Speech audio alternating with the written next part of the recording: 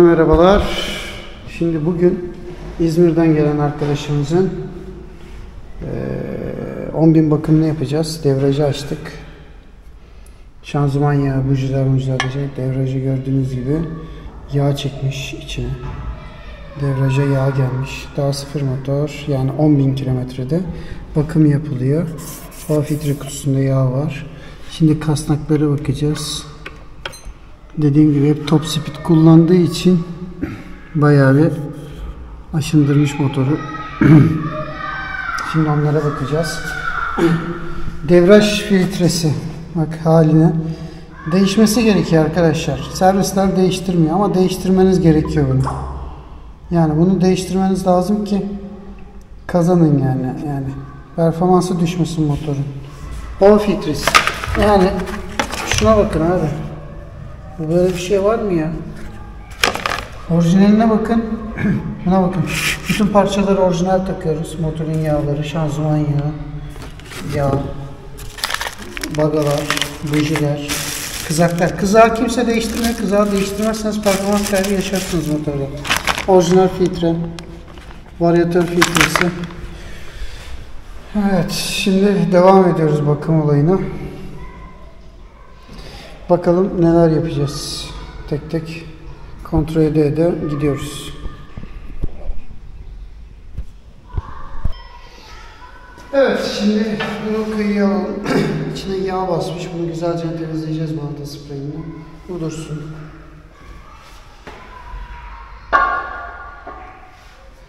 Kapağı da şöyle liften. Evet arkadaşlar, şimdi esas kısımları sökeceğiz. Plastik çekiç böyle, demir çekiçle böyle vurursanız tan kırarsınız. Kapak arasına sıkışır. O yüzden gevşetmek için plastik çekiçle vurulur. Şimdi devreci açacağız. Şunu şöyle sereyim. Ben peçete seriyorum. Hasar vermesin diye, hasar almasın diye.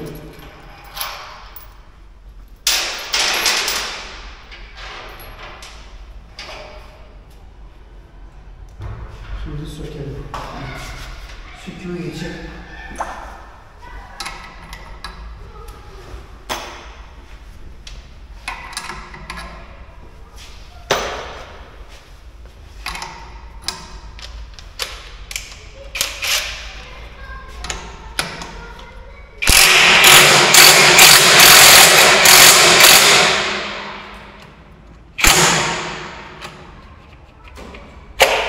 Öyle bir titreşim yoktu ki.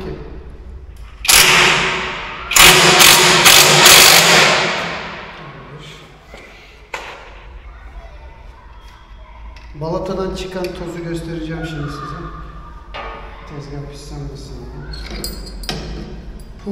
Bu pulu takmanız lazım. Vidayı taktığınız kısma bu pulu takmazsanız o buradan atar. Evet, bayağı bir içi toz. Tas bayağı bir güzel. Yani iyi kullanmış Murat motoru. Devraj baltasının üstü de toz. Bayağı iyi kullanmış. Murat çok iyi kullanmışsın.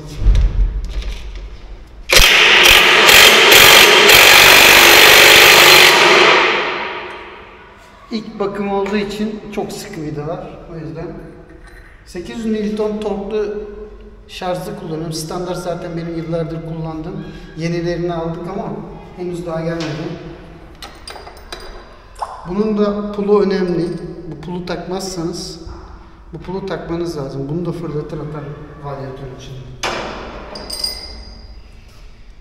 Şimdi esas olana geliyoruz. Aman şeker olan. Evet. Devraj ve kayış. Kayış bile yapışmış artık buna. Evet, devraj bu. Gördüğünüz şey devraj. Motorun, Peugeot pozisyonların devrajı. Gayet de sağlıklı. Yani top speed kullandığı için balataları eşit yemiş. Bu da iyi bir şey, kötü bir şey değil. Kayışa bakalım. Kayışta herhangi bir çatlama yok. Dediğim gibi hep bunların markası bellidir zaten. Mitsubishi diye geçer. Kayış güzel. Çatlaklar yok. Bir 10.000 gün sonra değişecek zaten. Gayet ideal durumda. Tezgahlarım yok, yere koyuyorum. Düşünün yani. Adamlar teslim edemiyor bir şeyleri. Abi bugün geliyor, abi yarın geliyor. Yarın evet ya. Kesin yani. Abi kamyonun tekeri patladı. Patlar abi. Kesin. Patlar abi.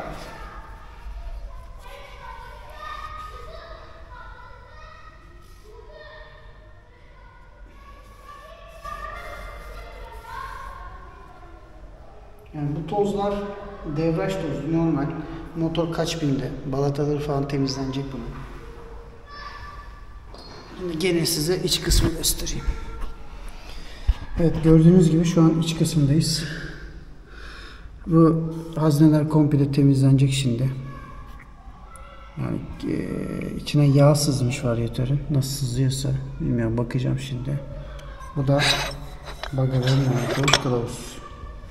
Bunun içinde bagalar var. Yani devraj bilyaları. Hani siz diyorsunuz ya abi 10.000 bakım yaptırdım ben. Abi performansım hala düşüyor. Abicim bitmiş. Tamam. O bagaları taksan ne olur, temizleyip takmasan ne olur, bitmiş. Net yani, bak köşe olmuş burası. Köşe. Adamlar diyor ki 10.000 bakımı yapıyoruz, 10.000 lira yapıyorlar. Bunu değiştirmiyorlar. Abi değiştir, bak kızaklar. Kızaklar tutunmuyor, görüyor musunuz? Bak. Kızak böyle düşüyorsa bu kızaktan hayır beklenmez zaten. Anladınız mı? Bu kızaklar çok önemli. O yüzden biz sıfırını aldık. Orijinal.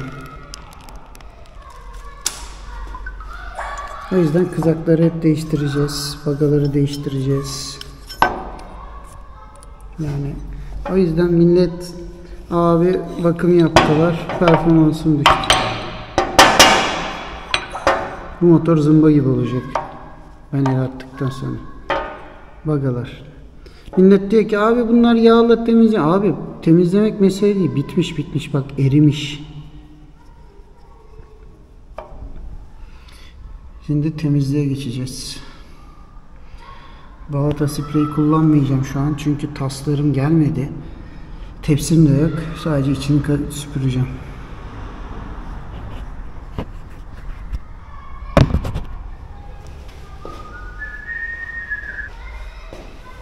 Bunu bile nereye koyduk acaba? Yani alıyoruz, paketleri koyuyoruz, biriktiriyoruz bir yere. Şimdi bunun içine bakalım. Gayet de güzel içi.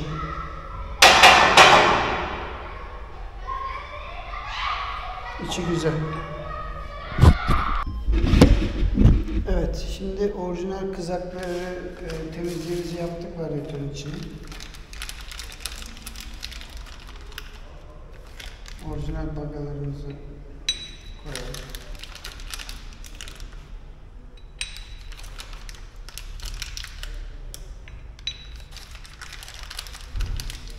Peugeot pozisyonda 6 tane baga var.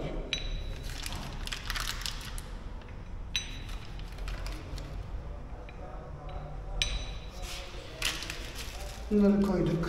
Kızaklarımızı takalım şapkaya.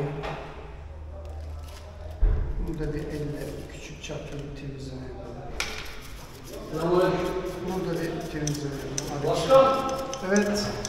Aldım. Geldi yani sonunda. Evet, şimdi toplamaya geçiyoruz.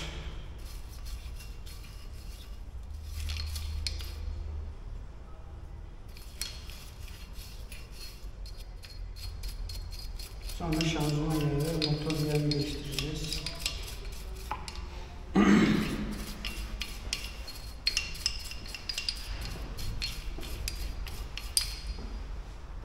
Balata spreyi sıkıldı.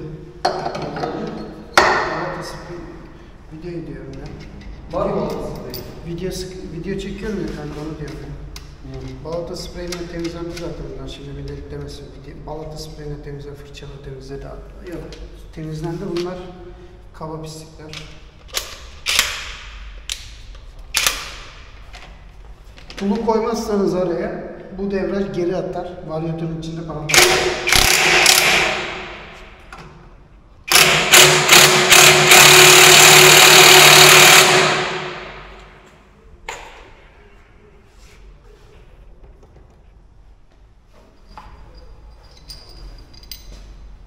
Murat bayağı iyi kullanmışsın güzel kardeşim.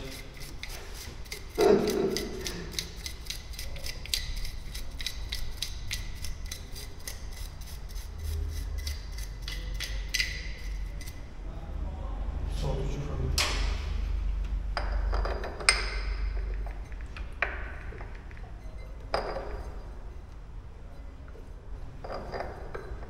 Bunun dişleri var. Dişleri oturtturmanız lazım böyle yavaş yavaş ilk başta. Çünkü üzerine sıktığınız zaman büyük bir çoğunluk dişliği sıyıracak, atacak.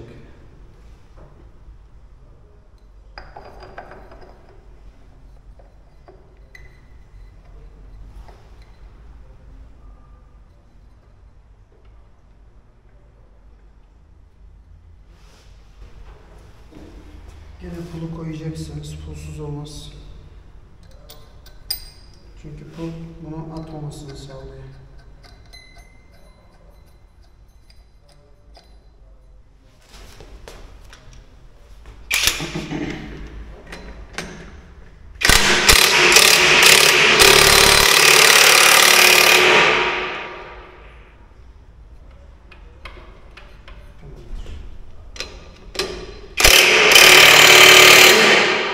Ses yapma lan.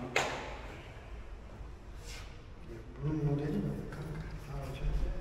Evet, eski bagalarımız burada.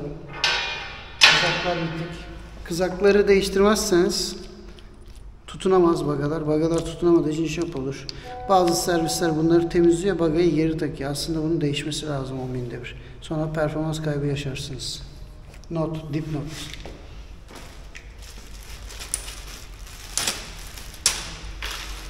Şaka yaptım, sonra yenileri söküp eskileri takacağız.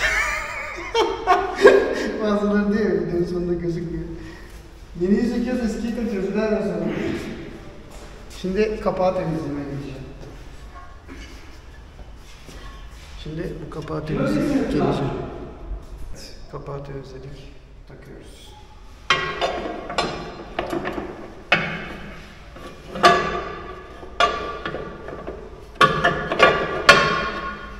Radyatör filtre kutusunu taktık.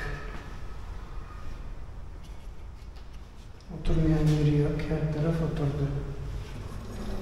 Tamam, her taraf oturmuş. Sıkıntı yok. Şimdi bu beze geri kalan parçalar, kurumları döktük. Atacağız çöpe. Şimdi varyatörü kapağına koyduk.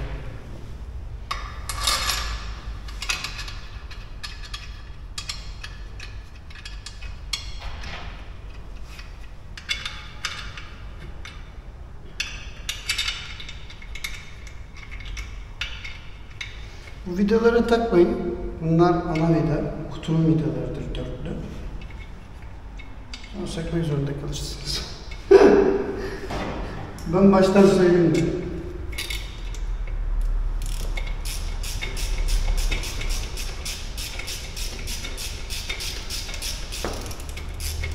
Şarjlar falan teslim etmeyen arkadaşlar, sizi sevgiyle anıyorum.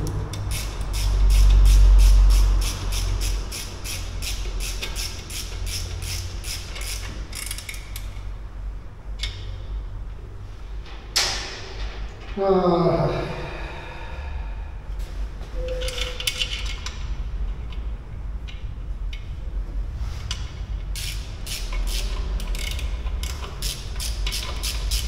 Ya varyatör temizliği çok zor bir şey değil. Ama detayı bilmek lazım. Yani içine devrecin olduğu yere yağ sürmek, yağlamak, bunları bilmek lazım, öğrenmek lazım. Bunlar önemli şeyler baktığımız zaman. Bunları öğrenmediğiniz takdirde problem olacak şeyler.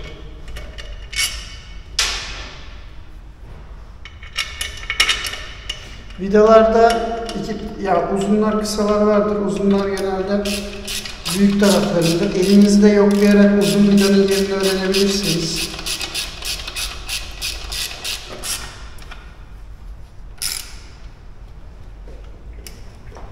Bunları öğrenmek basit aslında baktığınızda.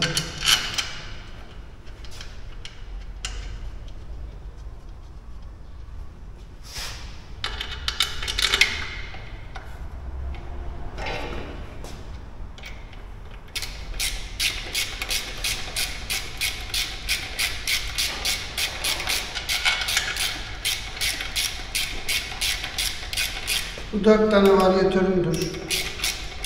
Varyatör hava filtresini yani. Ellerimi temizleyeceğim, filtreleri öyle takacağım. Dikkat etmek lazım. Eldivenim var, kullanabiliyorum. Bir sürü eldiven aldım.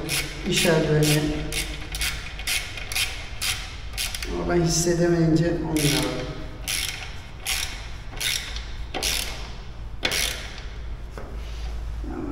Varyatör kapağını sonuna kadar sıkıştırdım bakalım. Evet arkadaşlar.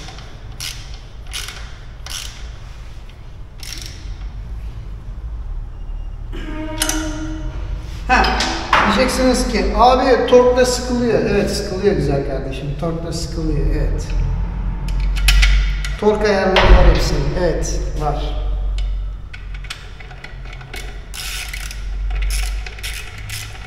Ama şu vidaların bana tork değerini bu. Peugeot Pusher için. Maalesef yok. Aramadığım yer kalmadı. Ancak hassas yaklaşık 25-30 bin lira arası değişen bir tork cihazı var. Yani elektronik. Vidayı açarken ne kadar baskı uyguladığın yazıyor üzerinde. Onu not alıp kağıda sonra sıkarken de o devreleri sıkabiliyorsun. Yani böyle bir cihaz da var yani. Tork anahtarı var zaten ama bu dijitali. Yani güzel bir şey. Bu büyük kafalıları da hava filtresi. Hava filtre kutusunun kapağı bağlı. Sökmezseniz olmaz. Başta şunları sıkalım. Bitirelim.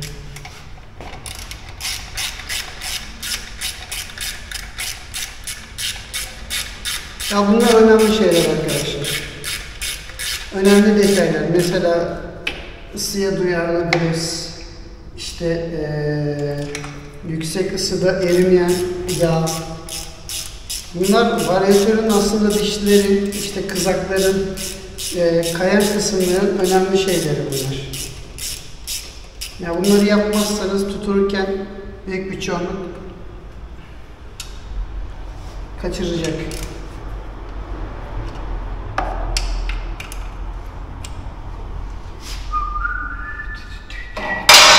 Şanzıman yönünü boşaltacağız sonra. Şimdi yavaş yavaş gidiyoruz arkadaşlar. Ötekini takalım. Bunu da takalım.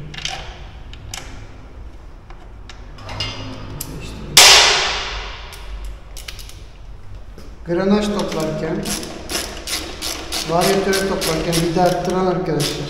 Saygılar. Bazıları performans aslında eksik bagaj oluyor. Bu da enteresan bir çözüm. Aklım almıyor ama yapanlar var. Fark ediyor abi, fark eder. Canım. Abi şanzıman yılı değiştirmeye ne gerek var motorun ya?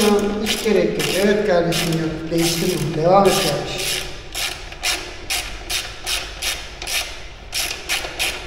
Şimdi bu motor şehir dışından geldi. İzmir'den gelen motor. %90 bunun yağını değiştirmediler hiç. Murat arkadaşımız hassastır. Kendisini severim, hürmetler. Ama %90 tahmini söylüyorum, onlar değiştirmedi abiciğim. Şimdi bir ellerimi yıkayayım, varyatör filtreleri. Daha birlikte kat edeceğimiz çok yollar var. Evet biliyorum merak ediyorsunuz, kaza sonrası ne oldu arayıp soran, bir şey lazım mı deyip hastaneye koşanlar, durumun nasıl diyenler, hastane sonrası morale desteğe gelenler, yardım olanlar, herkese çok teşekkür ederim. Binlerce mesaj aldım yani binlerce. Herkes yardımcı oldu. Herkes bir şey abi var mı? Her ilden, her şehirden. Yani yazdılar. Evet arkadaşlar sahalara geri dönüyoruz ama bu sefer teknik servise dönüyoruz. Nereden çıktı derseniz birden gelişen bir konu. Uzun süredir aslında aklımızda da çok büyük bir servis açmak. Arkadaşımızla. Ama işte bir türlü imkan olmadı. İşte benim kazam, işte geziler, bilmem neler. Bazı çalıştığım şirketle ilgili sorunlar falan derken bu iş aksadı ama en sonunda karar verdik, başladık. Güzel şeyler yapacağız. Performans iyileştirmeler hepsi projelerimiz hazır. Şimdi ellerimizi yıkadık. Neden? filtreleri pis etmeyeyim ki temizlik başlasın kullanmaya. Evet. Orijinal varyatör filtresi soranlar parça numaralarına bakabilirsiniz. Yan sanayi ürün kullanmayacağım. Kullanmak da istemiyorum. Şimdi diyeceksiniz ki bakım maliyeti ne abi? Abi varyatörü kaça yapıyorsun? Abi şunun bakımı kaça yapıyorsun? Evet. O kısma gelirsek, evet o kısımlar. Yani şimdi hiç kimse bir fiyat söylemek istemiyor. Fiyat politikası gereği kimse bir şey söylemiyor. Rekabet istemiyorum. Rekabetçi de olmak istemiyorum. Kimseyle de rekabete girip, diyaloğa girip de işte ben daha iyiyim, ben bunu daha iyi yaparım demiyorum. Ben kendi grubuma, kendim şahıs olarak kurduğum sistemimi yürütmek istiyorum. Çevremdeki eş, dost, motorlar, kuryeler bizden faydalansın istiyorum.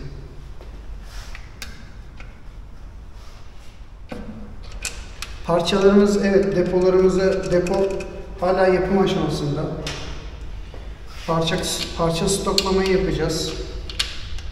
Gördüğünüz gibi bir tane liftim var. Çekmecelerim yok, dolaplarım yok. Onlar daha gelecek sırayla.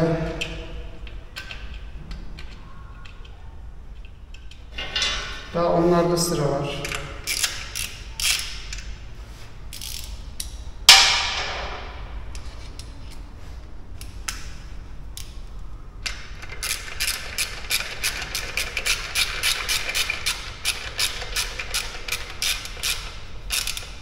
Bunu fazla sıkmayın varyatörün vidasını. Yani güçlüce asılmıyor çünkü plastik olduğu için çatlatıyorlar. Bunları gördüm yapanları.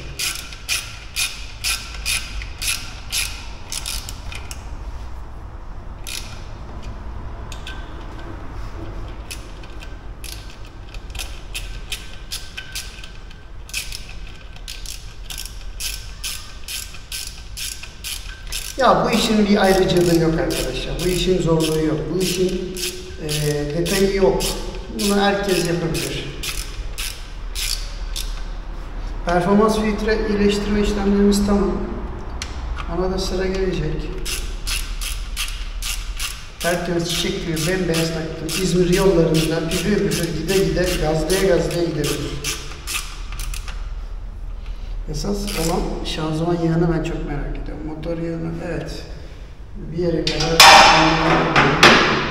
Efendim, böyle bir çekiç. Neden biliyor musunuz? Bu kapağın arkasında 2 tane kılavuz var. Kılavuz karşılıkları oturmuyor. Oturduğu zaman da çıkmıyor. Buna hafif bir yağ damlatırsanız bunun giriş çıkışı oksitlenme yapmaz. Bu da rahatça çıkar, çekici ihtiyacınız kalmaz. O kılavuzları hafif böyle yağlarsanız o kapak buna rahat girip çıkar ki bir dahaki bu kapağı açan kişi zorlanmaz arkadaşlar.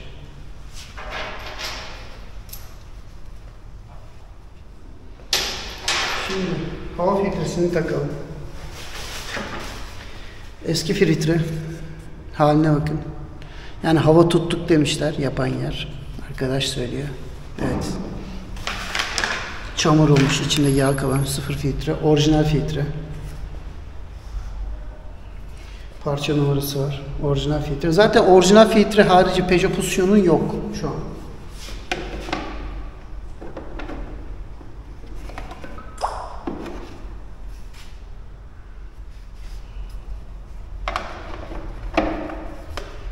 Hani diyoruz ya, abi bunu yanlış mı taktık, ters mi taktık? Kardeşim bak şimdi, güzel kardeşim. Bunu böyle takmak zorundasın. Bunu başka imkanı yok.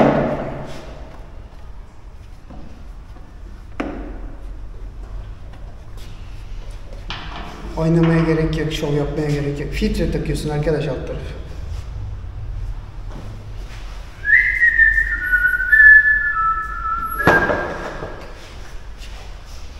Muratçım 2 tane vidan eksik. Ben eksiltmedim. Tuncer abi 2 vidayı eksik demem. Sana bulacağım o 2 vidayı. Takacağım. Bilgin olsun. Filtre kazanında çok pislik yok. Temizlemiştim zaten önceden. Su var. Suyu temizleyelim. Yani barakanın şeyi var. pil etmiş, kapanmış, hiç fark etmedi. Taktık. Hava filtresini taktık. Varyatör filtremizi zaten toplamıştık. Motorumuzu taktık. Şanzıman yağı, motor yağını değiştiriyoruz. Bujiyi değiştiriyoruz. Devam ediyoruz arkadaşlar. Kaldığımız yerden devam. Şimdi şanzıman yağına beraber bakacağız. Evet, şanzıman yağının boşaltımına bakacağız. Şimdi şanzıman yağı kısmını bir anlatayım size. Şimdi şanzıman yağın boşaltım tıpası budur arkadaşlar. Şu alttaki. Tamam mı? Bunu açıyorsunuz. Bu da havadanlık gibi. Bunu açtığınızda buradan yağ gelir. Dolum yeri de burasıdır.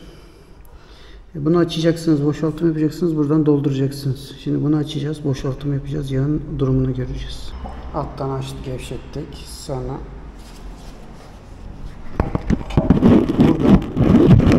burada yağ tıpasını açtık zaten. Buradan da gevşetme tıpasını açıyoruz. Şimdi yağ tıpasını açtık buradan. Şimdi yağı boşaltıyoruz. Bakalım şanzıman yağın durumu nedir?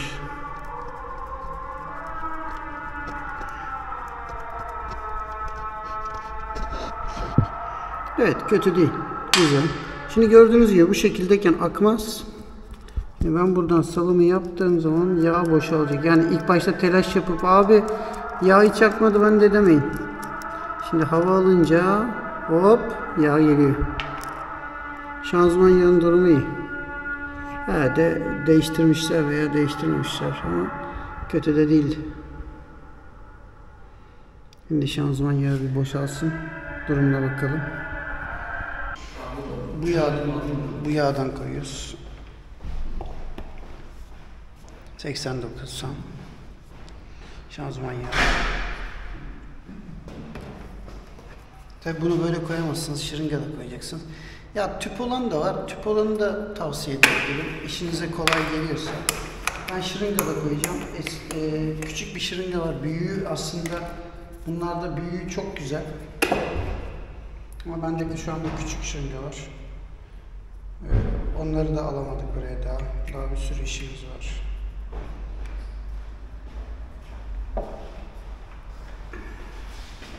Ben terlikleri nereye koydum? Gördün mü? Poşet var. Yok, görmedim.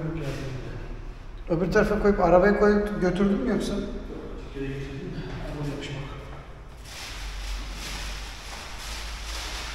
Ya şeyli çıktı. Parçacıklı çıktı. Ya parçaları, hafif parçalar var içinde. Şimdi şanzıman yağını doldurduk.